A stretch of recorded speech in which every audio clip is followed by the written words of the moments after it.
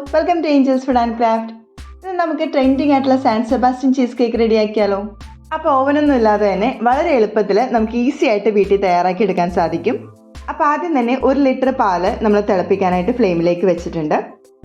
ഇതിലേക്ക് 2 table spoon നാരങ്ങനീര് ചേർത്ത് കൊടുക്കാം. പാല് നല്ലപോലെ ചൂടായി വന്നതിന് ശേഷം മാത്രം നാരങ്ങനീര് കുറേശ്ശെ ഇതുപോലെ നമുക്ക് ചേർത്ത് കൊടുക്കാം. ഇപ്പം നമ്മുടെ പാലൊക്കെ നല്ലപോലെ പിരിഞ്ഞു വന്നിട്ടുണ്ട്. ഇനി നമുക്കിതൊന്ന് അരിച്ചെടുക്കാം. ഇങ്ങനെ അരിച്ചെടുത്തതിന് ശേഷം നല്ല ചൂടുവെള്ളത്തിൽ ഒന്നും കൂടി നമുക്കിതുപോലെ ഒന്ന് അരിച്ചെടുക്കാം. നല്ലപോലെ ചൂടാറിയതിന് ശേഷം നമുക്കൊരു മിക്സിയുടെ ജാറിലേക്ക് ചേർത്ത് കൊടുക്കാം. കൂടെ തന്നെ 1/4 കപ്പ് ഫ്രഷ് ക്രീമും 1/4 ടീസ്പൂൺ വാനില എസൻസ് കൂടി ചേർത്ത് നല്ലപോലെ ഇതൊന്ന് നമുക്ക് ബ്ലെൻഡ് ചെയ്തെടുക്കാം. ഇത് നമുക്കൊരു മിക്സിംഗ് ബൗളിലേക്ക് ചേർത്ത് കൊടുക്കാം. കൂടെ തന്നെ 1/4 കപ്പ് പഞ്ചസാര പൊടിച്ചത് കൂടി ചേർത്ത് നല്ലപോലെ ഇതൊന്ന് മിക്സ് ചെയ്ത് ചേർക്കാം. ഇതിലേക്ക് മുട്ട ബീറ്റ് ചെയ്ത് ചേർത്ത് കൊടുക്കാം. അപ്പോൾ അതിനുവേണ്ടി മിക്സിയുടെ ജാറിലേക്ക് ഒരു മുട്ട ചേർത്ത് കൊടുക്കാം. കൂടെ തന്നെ 1/4 ടീസ്പൂൺ വാനില എസൻസ് കൂടി ചേർത്ത് ഒന്ന് ബ്ലെൻഡ് ചെയ്തെടുക്കാം.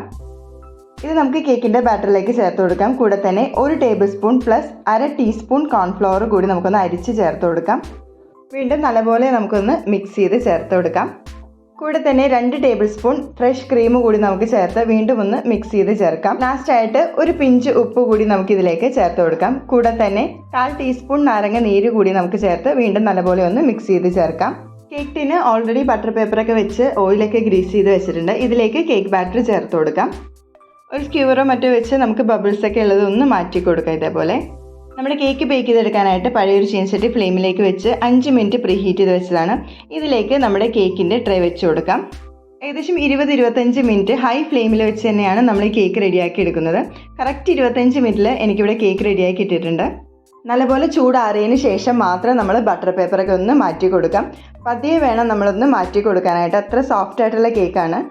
നമ്മുടെ മേൾഭാഗം ഒന്ന് ബേൺ ചെയ്യാനായിട്ട് ഇതേപോലെ പഞ്ചസാര ചേർത്ത് കൊടുക്കുന്നുണ്ട്. എന്നിട്ട് ഫ്ലെയിമിൽ സ്പൂൺ വെച്ചൊന്ന് ചൂടാക്കിയിട്ട് ഇതേപോലെ ഒന്ന് സ്പ്രെഡ് ചെയ്ത് കൊടുത്താൽ മതിയാകും. അപ്പോൾ ഓവനൊന്നും ഇല്ലാതെ തന്നെ ഗ്യാസ് സ്റ്റോപ്പിൽ വെച്ച് നല്ല അടിപൊളിയായിട്ട് തന്നെ നമ്മുടെ സാൻ സെബാസ്റ്റ്യൻ ചീസ് കേക്ക് ഇവിടെ റെഡിയാക്കി എടുത്തിട്ടുണ്ട്.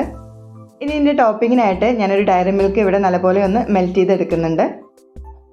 മെൽറ്റ് ചെയ്തെടുത്ത ചോക്ലേറ്റ് നല്ലപോലെ ചൂടാറിയതിന് ശേഷം ഇതേപോലെ നമുക്കൊന്ന് ചേർത്ത് കൊടുക്കാം. അപ്പോൾ നമ്മുടെ കിടിലനായിട്ടുള്ള സാൻ സെബാസ്റ്റ്യൻ ചീസ് കേക്ക് ഇവിടെ റെഡി ആയിട്ടുണ്ട്. എല്ലാവരും തന്നെ തീർച്ചയായും ട്രൈ ചെയ്ത് നോക്കുക. അടുത്ത റെസിപ്പി ആയിട്ട് കാണുന്നവരേക്കും ബൈ.